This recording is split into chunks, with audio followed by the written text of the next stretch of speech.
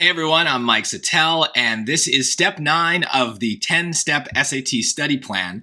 Now I know it's 10 steps, but step 9 is kind of where it all comes together. This is our third and final practice test, and we need to see some score improvement on this test, both from the start, like our PSAT scores, our first practice test, but also from our second practice test. We want to see that we've improved from that as well. We really want to feel that we've accomplished some things, that we're going into the real test feeling confident.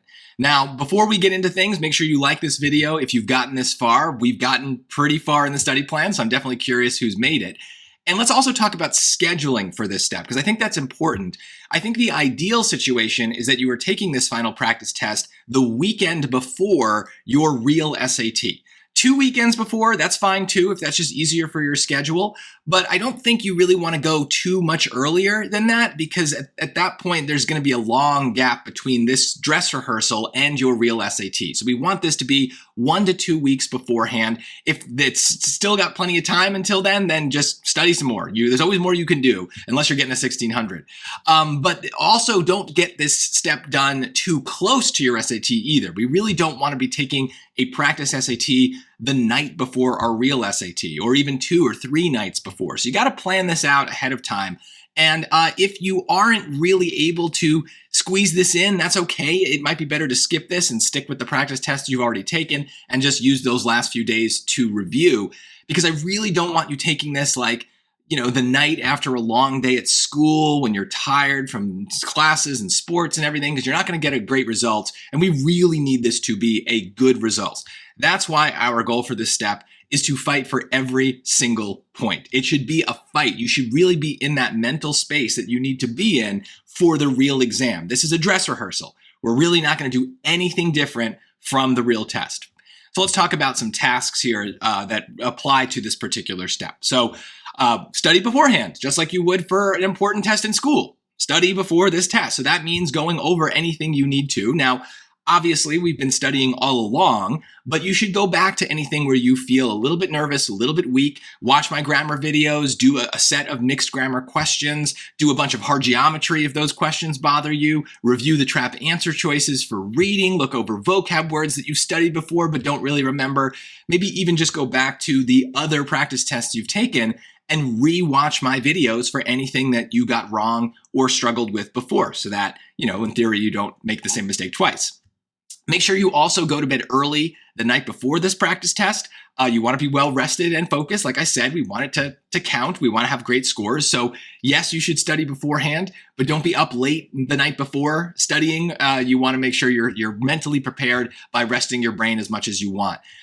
Ideally, you should feel both nervous and excited for this final practice test. The same feeling you should have for the real SAT. It's a big deal, and you want this to kind of represent that real SAT feeling as well. So being nervous for a practice test is actually a good thing, because you know that it feels real. You know that it counts.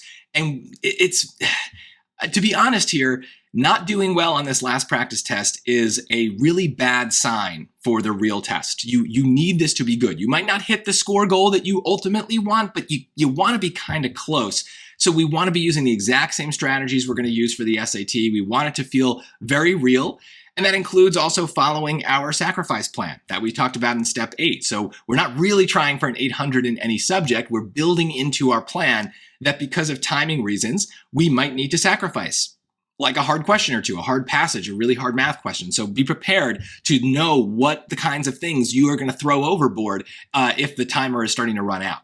As always, we're going to make sure we take the test in the Bluebook app, the College Board's official app, and use the app to its full extent. Use the crossouts, use the scratch paper that you're going to be given, right? Save your bookmarks, as always. This is the only thing that should be different between this practice test and the real thing, is that, remember, the Bluebook app does not save your bookmarks. You need to be saving them on scratch paper or some other way so that you can review as many questions as possible, because basically, this is your last chance to fix any problems.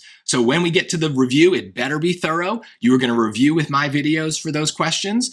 You are going to watch, hopefully, my walkthrough videos if it's one of those tests that I've taken the entire test, because then you can start to solve some bigger issues. You can see how I pace things. You can see how I decide what to do for each question, and maybe sometimes where I make mistakes on that, and where I decide also to move on if something is hard, but I've done enough work to kind of justify an answer and place a smart bet. So when you review individual questions, you should be reviewing anything you got wrong for sure, but also anything that you bookmarked and still got right. Any hesitation on a question is bad, and you want to try to understand why you hesitated and why you maybe can get over that for the real SAT. Because remember, our whole goal here is to fight for every point. So that includes the review. The review should be thorough, but we also want to be fighting for every point during the test. And that's why our highest priority here is to play offense, not defense. Offense. Be aggressive. Be confident. We shouldn't be agonizing over every answer. We should know enough by now that we know for sure when we are right. Let me give you a good example of this. When things go bad, we're not playing a good offense. So grammar is probably the easiest place to do this, because we're going to do that first in the reading section. Remember, we're going to look at the choices. We're going to identify the rule confidently. We're going to read the sentences. And then based on those sentences, it should be very easy for us to pick an answer that follows that rule and move on. But some of you get this kind of nervousness or hesitancy or whatever you want to call it. And you're like, oh, well, let me double check my answer. Maybe I misread the sentences. What if this is an exception to the rule? Or the worst thing is you're like, I know that answer choice C follows the rule, and that's what I should pick from the rule. But I don't know, D looks kind of good too. No, why are you hesitating? Do you not trust the rule, or do you not trust yourself? Grammar is very predictable and very certain, so we really shouldn't have any moment where we are doubting things unless we truly do not speak English very well. But for most of us, even with that limitation, we should know the rules enough that in most cases we are picking things very confidently.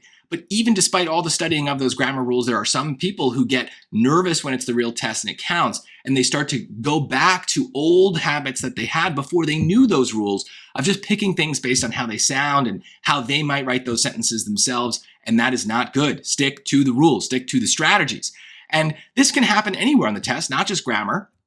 One of the worst things that I hear when reviewing SAT practice tests with my students is something like this. They say, oh, I looked at this question and I thought I could arithmetize. I thought I could plug points into equations, but I didn't do it.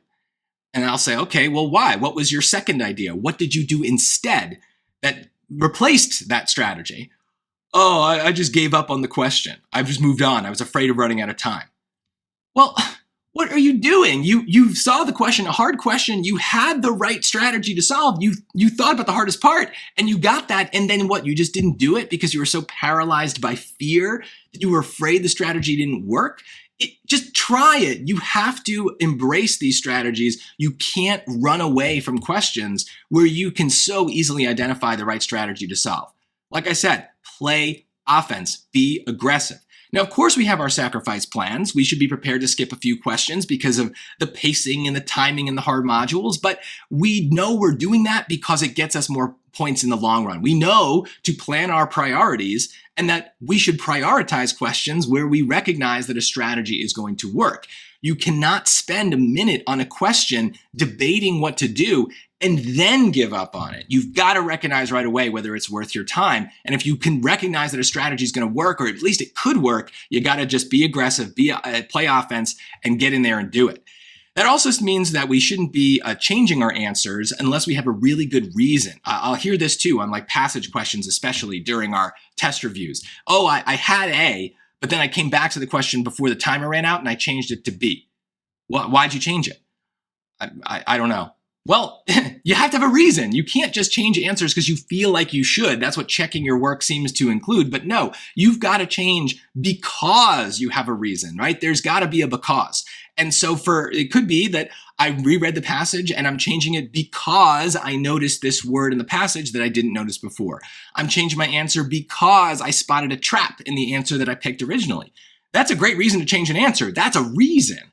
But just because you feel like you should change it, don't change it, right? Unless you've got that reason, because the first time you picked an answer, you probably did have a reason that you were picking it.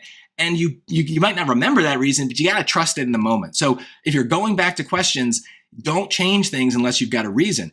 But the bigger thing is, why are you even going back to many questions in the first place? Our lowest priority here is playing defense. We really shouldn't be checking our work too much by going back to questions and doing them again. We should be certain for most things the first time through. If not, yes, we place the best bet we can and we bookmark it so that we know we should go back if we have more time. But we're not going back to check our work. We're going back to do more work. We're going back to be more thorough. And if it's a math question, we're not going to do the same thing we did before. You're going to check that question by doing it in a completely different way than you did it originally to see if you get the exact same answer. So really, you shouldn't be getting things wrong at this stage of the game because you lost a negative or you multiplied wrong. Those kinds of mistakes you got to stamp out much earlier than the last practice test. So we're not checking our work to check for that kind of stuff. We're really checking our work by going back and just making sure we didn't fall for a trap. So again, there's a because. There's something that we're looking for there to give us a reason to look at that question again. And all in all, we really want to come through this practice test like we've just been through a fight. We are bloodied and bruised. We gave it everything we've got. And maybe we didn't win every round, but we should still feel like we accomplished something regardless of the score. And that's why when you do review the SAT, do not do it on the same day that you took it. Make sure you wait 24 hours and recover because you're going to have no energy left. This should be a completely exhausting experience. You can review it the day afterwards, and then you've got a clear head to start to absorb some things and maybe learn from a few of those mistakes.